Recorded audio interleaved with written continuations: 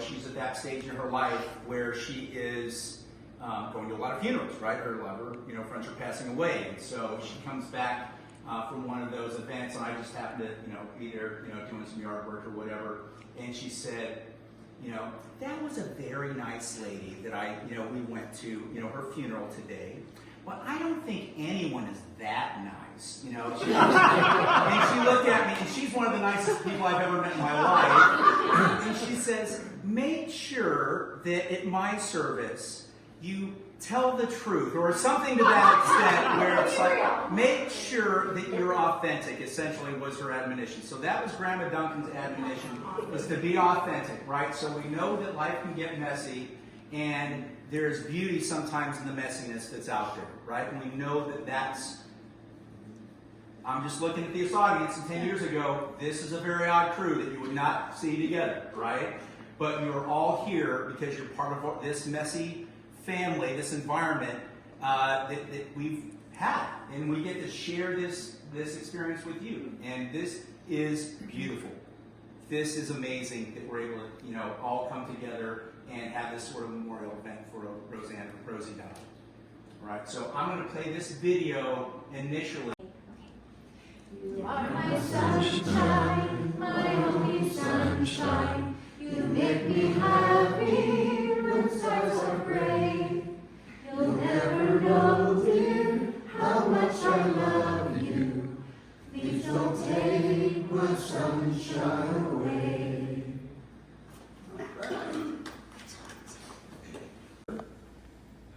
So I've known Rosie all my life.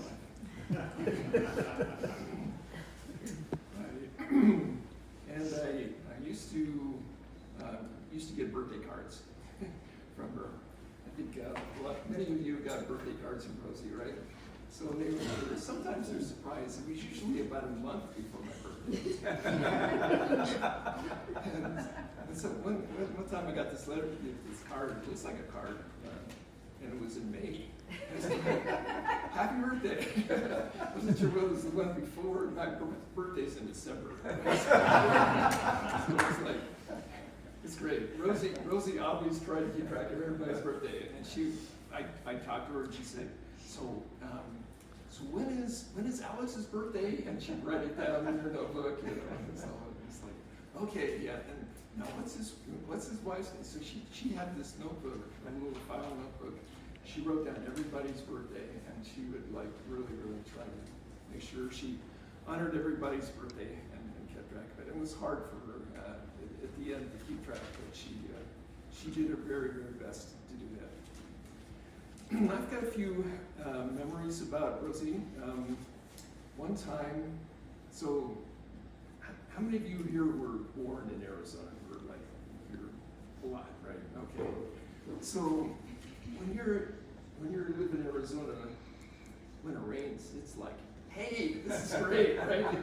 So I remember as a young boy, Rosie and I, it was raining, and I was like, hey, this is cool. Let's go outside in the rain, And so we would, and so we actually, there were gutters in our street, and we would just walk barefoot through the gutters in the rain with my sister. I remember doing that. That was a special memory for me. Also have, some other memories. Just wanted to kind of take us back a little bit. So I believe that before this life, we actually lived as spirits.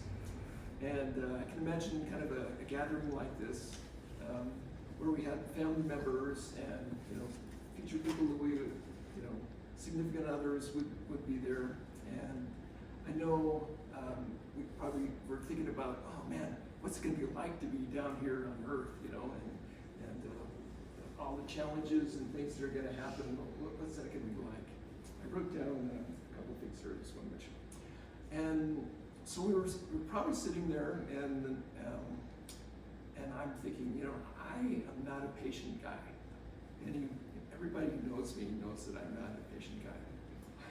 Been waiting for a mission call, and jumping in the bed, waiting almost 6 weeks to get this mission call. It's like, when is it gonna happen?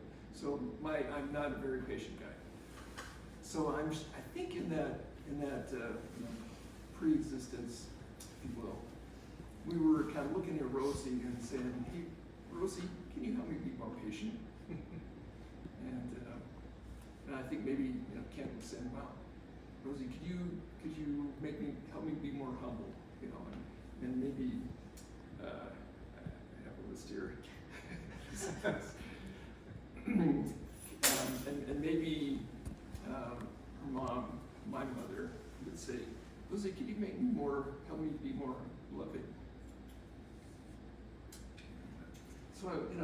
So after everybody was kind of looking to Rozi to help her because she was always this patient, loving, kind, humble, and submissive. And I think at the end, she said something like, I might need some help too.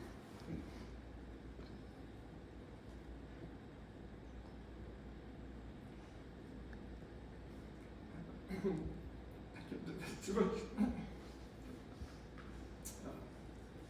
So I tried to help her sometimes. There was one time that I remember, it was just kind of out of the clear blue. She was living with Mary at this time. Mary wasn't able to be here. She's sick and couldn't come today. But she was living with Mary in an apartment. I don't know how many of you know Mary, but Rozi and Mary were like a great team. They were perfect together. And it just occurred to me, I don't know, or the Spirit whispered to me, or whatever you may want to call it, but they were in an apartment, and I said, what if something happened to their apartment? And so I said, hey, Rozi, do you have like insurance? And she said, nope. What insurance? What kind of insurance? Like apartment insurance?